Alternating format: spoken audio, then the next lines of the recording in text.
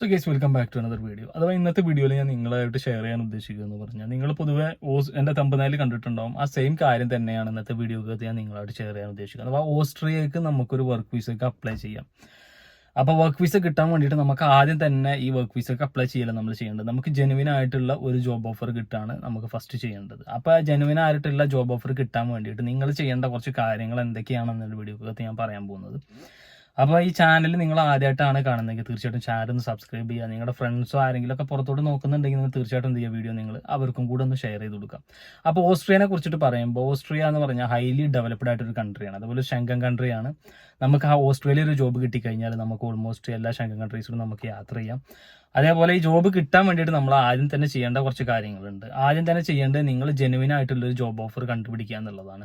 ഈ ജെനുവിൻ ആയിട്ടുള്ള job offer നിങ്ങൾ കണ്ടുപിടിക്കാൻ വേണ്ടിയിട്ട് ജെനുവിൻ ആയിട്ടുള്ള ജോബ് സൈറ്റ്സിൽ കയറിയിട്ട് നിങ്ങൾ അപ്ഡേറ്റഡ് ആയിട്ടുള്ള റെസ്യൂമെ അതേപോലെ തന്നെ കവർ ലെറ്റർ അപ്ലോഡ് ചെയ്തിട്ട് നിങ്ങൾ ജോബ്സ് നിങ്ങൾക്ക് കണ്ടുപിടിക്കാം.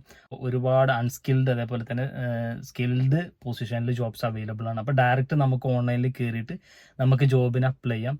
അതേപോലെ തന്നെ നമുക്കൊരു ജോബ് ഓഫർ കിട്ടുകയാണെന്നുണ്ടെങ്കിൽ ഈ പറഞ്ഞ പോലെ നമുക്ക് വിസന്റെ ക്യാഷ് ഒരു 150 യൂറോ മാത്രമേ ചിലവ് വരുള്ളൂ. ബാക്കി ഇപ്പോൾ ഹൈ ഷോർട്ടേജ് ഒക്യുപ്പേഷൻ ലിസ്റ്റ് ആണ് ഇപ്പോൾ ഓസ്ട്രിയൻ ഗവൺമെന്റ് അവർ വെബ്സൈറ്റിനകത്ത് പബ്ലിഷ് ചെയ്തിട്ടുണ്ട്.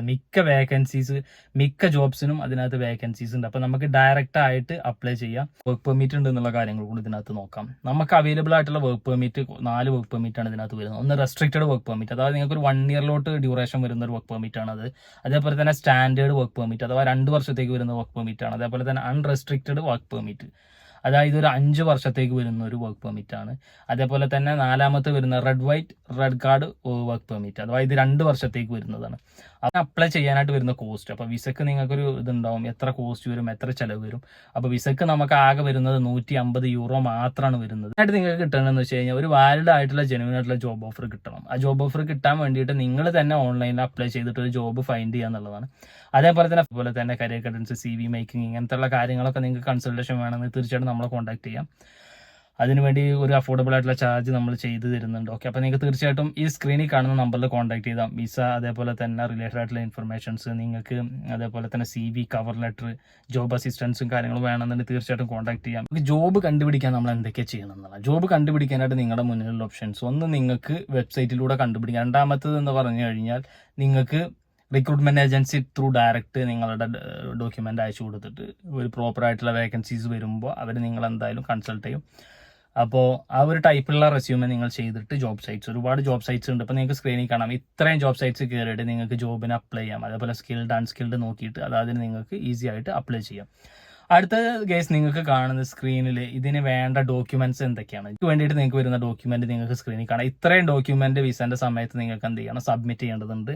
അപ്പോൾ ഈ ഇത്രയും ഡോക്യുമെന്റ് നിങ്ങൾക്ക് ആവശ്യമുണ്ട് വിസക്ക് അപ്ലൈ ചെയ്യാൻ വേണ്ടിയിട്ട്. അപ്പോൾ ഇതൊക്കെയാണ് ഇന്നത്തെ വീഡിയോക്കകത്ത് മെയിനായിട്ട് നമ്മൾ പറയാൻ ഉദ്ദേശിക്കുന്നത്. തീർച്ചയായിട്ടും നിങ്ങൾക്ക് ഇങ്ങനത്തെ കാര്യങ്ങൾ അറിയുന്നത് കോൺടാക്ട് ചെയ്യാം. അപ്പോൾ ഇതിന്റെ നമ്പർ കാര്യങ്ങൾ ഞാൻ കൊടുത്തിട്ടുണ്ട്.